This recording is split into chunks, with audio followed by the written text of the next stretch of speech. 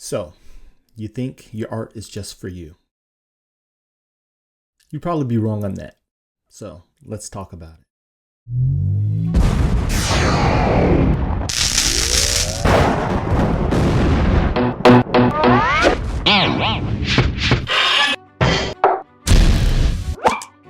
Interesting thing happened to me a few years ago when I was teaching at the International School of Comics here in Chicago. COVID had just hit, and we had, they had just started using Zoom to do their classes, and certain students did not like to show their faces, which is understandable. Some people are a little camera shy, I get it, or they don't want their environment to be exposed wherever they may live, whatever the case may be. It takes a certain level of willingness to expose yourself to other people, especially for artists. Many of us are introverts. We don't like too much attention. Many of us, not all of us. Some of us adore attention. There comes a time, I believe, when every artist needs to be willing just to put themselves out there. And that can be the hardest thing. That can be the hardest hurdle to overcome for many of us, because we enter into the creative space really just for us to learn, to explore, to level up, and for peace, for comfort, for escape, whatever the case may be. It's a very personal endeavor when we pick up the pencil or the paintbrush or the stylus. But one of the things I want to encourage you guys on is that your art isn't for you. It isn't just for you. Back to my story. See, many of these artists that the ones that would not show their faces in class, I could tell you right now, they could show up and knock on my door, and I would not know who they were today, because I've never seen them, and I probably wouldn't even remember their voices. I'm talking almost 2 years and never seeing their face. And so when it came time to end the courses, I'm always very, very particular on what a prospective student's goal is with the craft. And that's one of the first questions you're asked in your interview process with us, by the way, is what are your specific goals? And we want to make sure that we teach you and mentor you in a path that's consistent with that, right? Because many of us have our own agendas. And that was often the case. I found out, in other places that I've taught, that instructors were projecting their agendas onto the students, and that's not even what the student really wanted. But when all is said and done, your art is meant for others. It's meant to inspire. It's meant to encourage. And it doesn't really matter where you are in your journey. That's the crazy thing. And so I circled back around after I'd been teaching them a while, and quite honestly, I got frustrated with not seeing their faces for so long. It became a little bit of an irritant, if I'm being completely 100 with it. And so I asked them, well, why are you here? If you cannot even show your face to other people that are in the same boat as you, on the same journey as you, trying to learn just like you are, then what about putting your work into the world? And the couple of students that never showed their faces, they were like, well, I'm doing this just for me.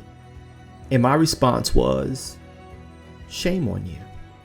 Now, I know that may disrupt a lot of people in the art space, but I believe there comes a time when every artist has to come to grips with putting themselves out there, because we have an obligation, in my opinion. Now, this is my opinion. Please leave your opinions in the comments. As long as they're respectful and they're on point, I will respond more than likely.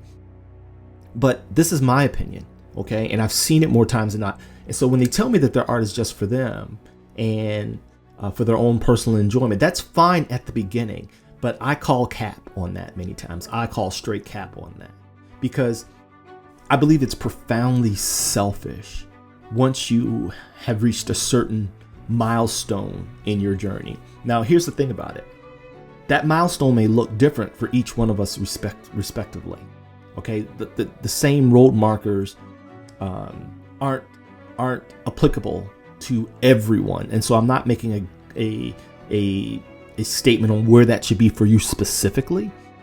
But there should come a time, especially when those that are in your circle are confirming and validating. I'm gonna do a video on that as well, the power of validation and affirmation, and I'm gonna share a story with you guys as we're doing here on Cop to Comics. And so I believe there comes a time where you had enough positive reinforcement, you've had enough eyes, even if it's in your circle, and people may be saying to you, wow, this looks really good, maybe you should attend this show, or how about this fair, or there's a craft show, or there's a library. And I believe that's your cue at that point. That's your cue that maybe it's time to come out of your creative closet. You know, we may make a hashtag of that, hashtag your creative closet. Come out of your creative closet and pay it forward. Well, Solo, what do you mean by pay it forward? Each and every one of us came to the creative craft. Here at Ka-pow, we talk specifically about comics, but as artists, there are more things like us that unite us than divide us creatively. I don't care if you're a fine artist. I don't care if you're an impressionist, a minimalist, realism, comics, cartoons, manga. It doesn't matter. Many of us are wired similarly. It just takes on a different appearance on how we express that or what appeals to us. But by and large, we're more alike than different.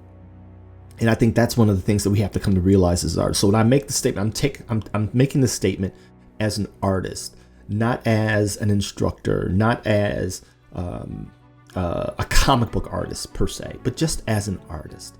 And there comes a time when we have to pay it forward because we ourselves were inspired by someone who actually put themselves out there. And I guarantee you, this is the artist's curse.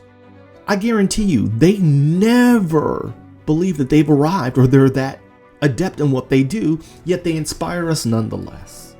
Nonetheless, I have had dozens of conversations with creatives that I esteem in their respective crafts, and the consistent thread is they think they still have a long way to go. They're just at a different place. But if they never put themselves out there, they would have never inspired me. It doesn't matter how robust your portfolio is or how tenured you are. You have to build the muscle. Now, I understand because we interview so many students that apply at Ka-pow, and that's why I kind of created our safe haven, our Ka-pow Island, our private social platform.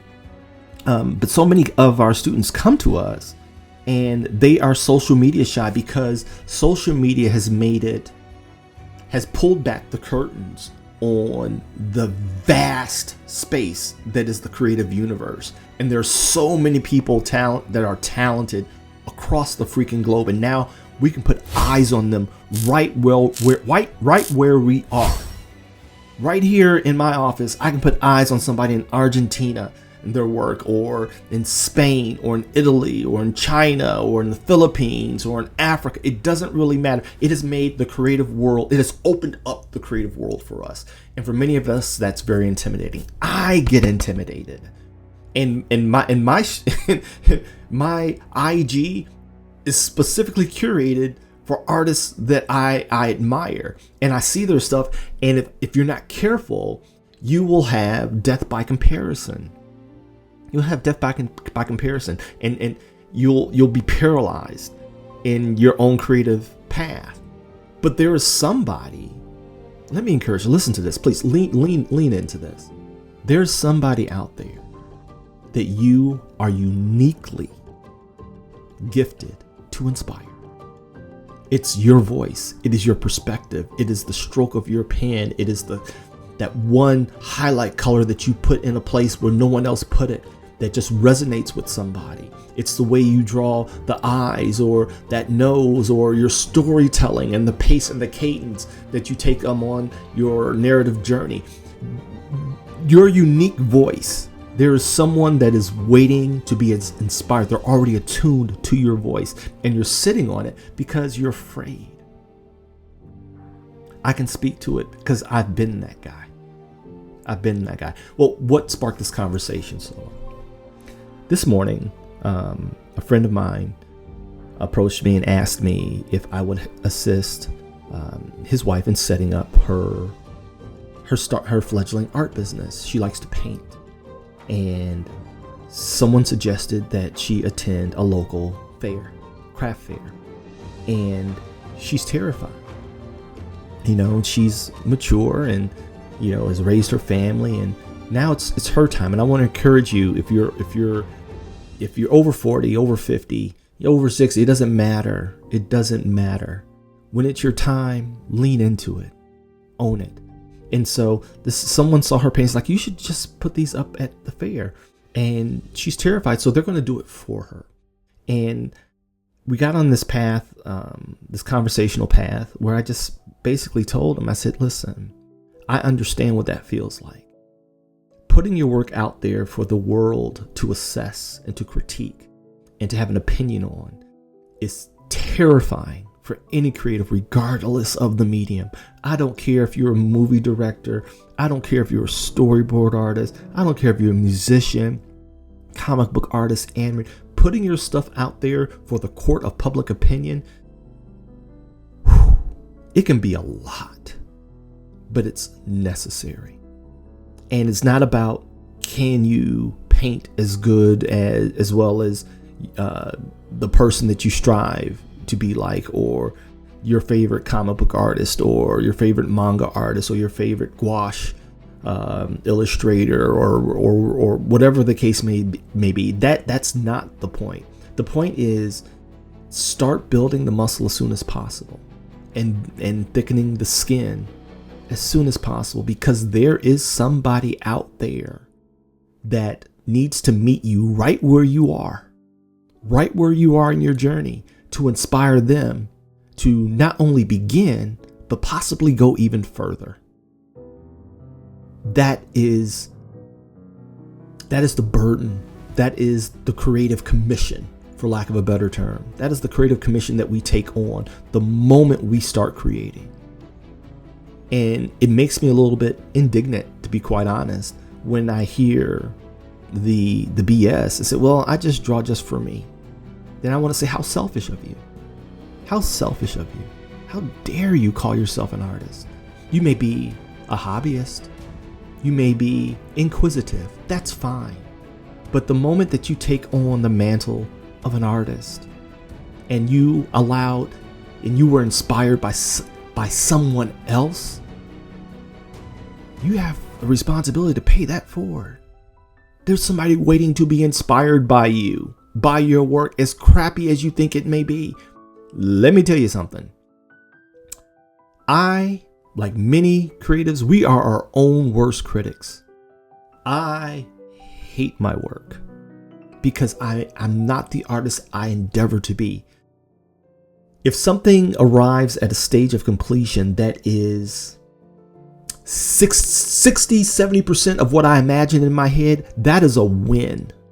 That is a win for me. And I know those numbers sound insane, but if I land 70% of the way of what I envision in my head, I consider that I stuck the landing. But what it also does is it inspires me and encourages me to get right back at it. Because I got 30% more to cover. But here's the beautiful thing. This is the artist's curse. You'll never be at 100%. You'll never reach that. And I don't think it's meant for us to reach that. I think that is meant for the person whom we inspire to say that, man, Solo is at 100%. You ask Solo though, he won't agree with that. But that's the power of inspiration. We have an obligation to do that. The obligation of inspiration. How about we title this video that? The obligation of inspiration. Because we were inspired by somebody. For me, man, I have so many artists that inspire me. And I'm so grateful that they put themselves out there. Carlos Pacheco, Stuart Eminem, John Romita, Sal Buscema, oh my gosh, John Byrne. That's one hero that I shouldn't have never met. That's one of those cases where never meet your heroes. Was not a pleasant experience. But inspired me nonetheless with his work. Oh my gosh, Mark Silvestri. Oh my gosh, when I first came across his work, it just floored me. That I was in high school in the 80s, and it floored me what he was able to do. And I that's another story. We're talking White Hand Pantry days.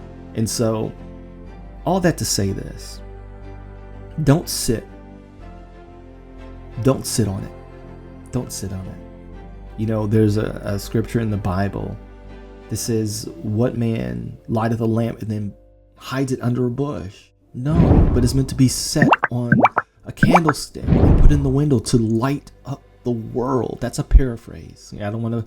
Yes, I'm into the church, but I don't want to get to preaching here. But it still carries, whether it's from the Bible or not. You were given a light to shine and inspire other people. And you may be the trigger, the inspiration for the next great creative in your sector. And they're just waiting for you to put it out there. They're waiting for you to put it out there. And so my question to you is, what are you waiting for? Yes, it's terrifying. Yes, it's heavy. Yes, it's scary. Let me close with a story. When I launched Honor Studios, though I had been to several conventions at that point, I decided, okay, let's test the water to see if what we are creating is at the very least palatable to an audience. And this is pre-social media. We're talking the late 90s. Okay, we're talking the late 90s. And so what we did was, see if I can find it here, and I'll include it in the edit. We created an ash can sketchbook, right? Which was simply printed on rough card stock and the cheapest paper you could find at Kinko's, stapled together. I think they still do it today at what is it, FedEx? No longer Kinko's, but it's FedEx office, whatever. Well, anyway, we printed about 100 of these things, right? And they're only about this big. Again, if I can find the graphic, we'll see if we can make it work. Only about this big. And so, black and white, not fancy. I took one of the wraparounds of our property. Again, hopefully I can find the graphic and share it with you. And made the cover. And I was terrified. We went and we printed out on vinyl a vinyl banner. I don't know if you ever seen like those grand opening signs that, you know, some stores are going out of business or closeout sale. We got one that just 6 feet that fit the table, and the table was naked. It was bare bones. Ash can, me with my sketchbook, and our initial logo. I'll see if I can put it here. And so we're at Wizard World Chicago. Now, again, this is back, as you can tell if you're old enough, the Wizard World days, when Wizard World Chicago was one of the preeminent Comic-Cons that really launched the convention season for the industry. Wizard World Chicago was huge. And so I had paid for the table in the Artist Alley. I'm a cop at this time. I'm probably 4 or 5 years on the job. And my studio mate comes up from, I think they were still in West Virginia at the time. And my wife comes, and my mom was, present, and even the guy who helped compile, because at this time I was totally ignorant of any digital application whatsoever. So our resident colorist and Photoshop guy, Chuck Jenkins, came up. And so Friday hits at the convention. And I'm terrified, y'all, because now, mind you, I dodge bullets for a living. I'm out in some of the roughest neighborhoods and projects on tactical teams, locking up bad guys and hunting monsters. This is what I do night in and night out on the streets of Chicago. But I'm terrified of this moment, because this is me putting myself out there as an artist. This is me sharing a very intimate part of myself. It makes me emotional just thinking about it. I'm gonna try not to shed tears on here, but I'm reminiscing in this Cop to Comics series, and there are a lot of very impactful moments that just stick, and I feel them as if they just happened yesterday. But Friday hits at the convention, and to this point, I'd been attending conventions, but I'd never paid attention to the ebbs and the flow of the convention scene. Once you become versed in it, you kind of know what it looks like. So many of you all know what Fridays are like at many conventions. That's the walkabout day, right? That's the get a lay of the land, find out who your favorite artists are, where they're located, who you're going to get signatures by, who you're going to get sketches by, whose line you're going to be in, whose panel you're going to sit on. Most of this happens on Friday, okay? And some people are still at work, so even many of the artist or artist alley attendees aren't present yet because they work 9 to 5s like everybody else, and so you may have some empty tables. If you're lucky enough to get off on Friday, you're there. But by and large, Fridays are slower, by and large. And so I didn't know this at the time, and so Friday hits and we're out there, and my heart is pounding through my chest, and no one buys one, and they were only $1, y'all. They were only $1. No one buys one, because all I wanted was to see if people were picking up what I was laying down. That's all I wanted. It wasn't don't get into comics for money. That's one of the best things my mentor ever taught me. And so this wasn't about money. This was about proof of concept. That's all this was about. This is about proof of concept. And so Friday, not one moves off the table. Not one. And I am in a pit in my head. I'm in a pit with dirt on top of me and a canvas pulled over the top. I'm in the dark place, y'all. And my partner Warren says, it's only he can. He kept me from jumping off the cliff. He says, Solo, it's Friday, man. Chill. It'll be okay. No one's buying anything. Well, that wasn't true, because me being the situationally aware veteran police officer that I am, I'm watching what everybody's doing, and there were absolutely people selling. Some right next to me, they were selling, but I didn't dispute it. I just okay. He says, tomorrow's another day, man. It's Saturday. It's gonna be packed here. Relax. It'll be okay. And I don't know if I slept that night, y'all. I really don't know if I even slept. But come Saturday, we sold out. And we sold out fast. And I was floored. I was like, oh my gosh. We had a line at our table in Artist Alley. And I'm going to see if I can get him to interview here. He won't remember it. I guarantee you he won't remember this. But there was a line because I had my portfolio out, I had the sketchbook, the whole 9 yards, and there was a line of people that just, Artist Alley attendees. It's in my opinion, is still the heartbeat of most conventions, and so they just really wanted to chat and meet the artist and support me, and so the line was probably about a good 5 to 8 minutes long to get up to me. And again, I'm a nobody. I'm a cop. No one knows who I am at all. I had gotten my affirmation from DC Comics years prior, which is why I took the leap and started my own thing. And so, some people that hear my story would, some of them think that I may have been ahead of my time, because there wasn't really, it was not the time to be an independent per se. But I'd always wanted to be that. And I just want to be good enough to compete with the industry on an execution level. That's it. I just wanted to be visually and productively competitive. That's it. And so my line is there, and I'm just on cloud 9, y'all. And this one young black artist comes up to me, and he's like, "Hey man, just wondering if you guys needed some work done, right? See what you got going on here." And I open up his portfolio, and it was some of the most pristine pencil work I'd ever seen in my freaking life.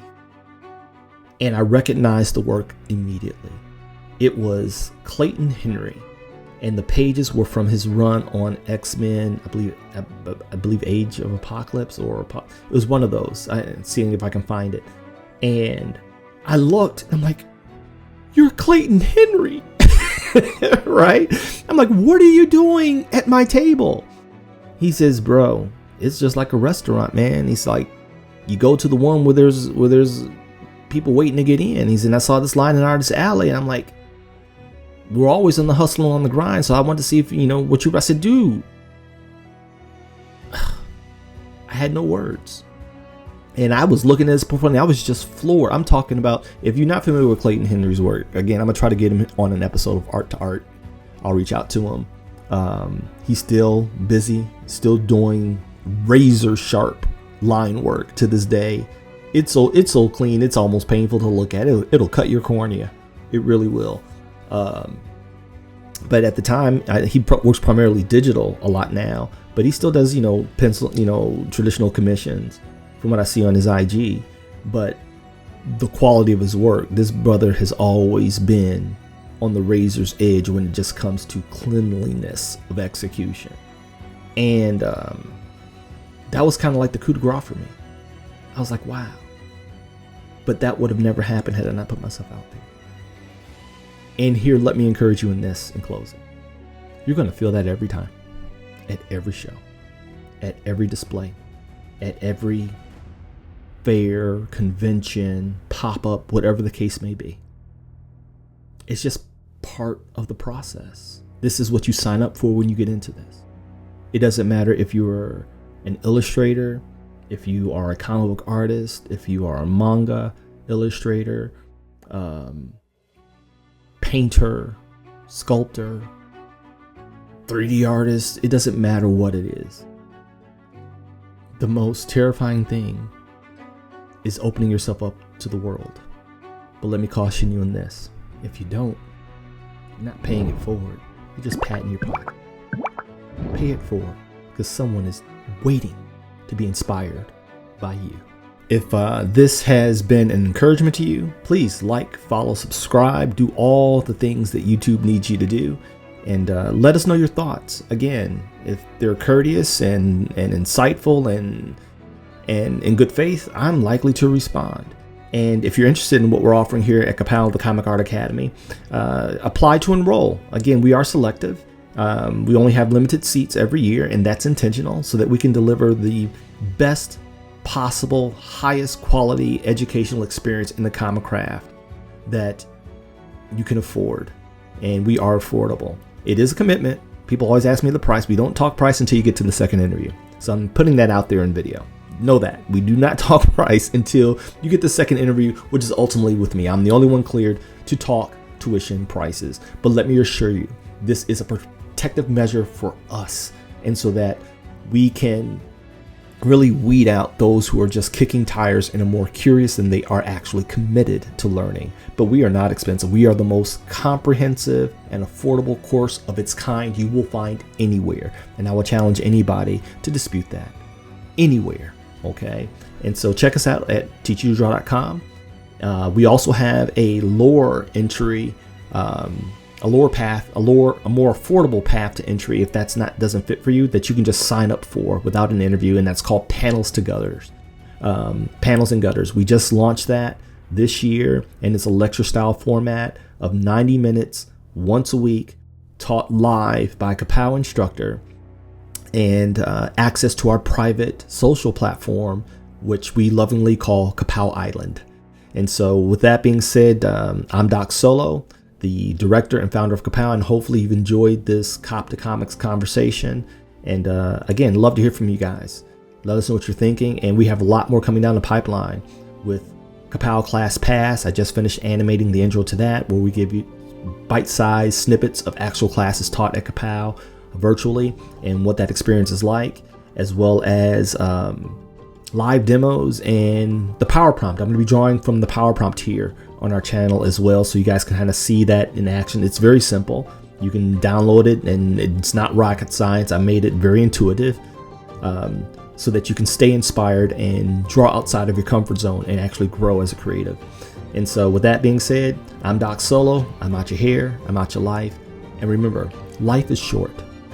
So live, love, and laugh as if it's your last day on earth, knowing that when all is said and done, the only things that will ever be remembered of you is the life you've lived, the lives you touched, and the stories you've created.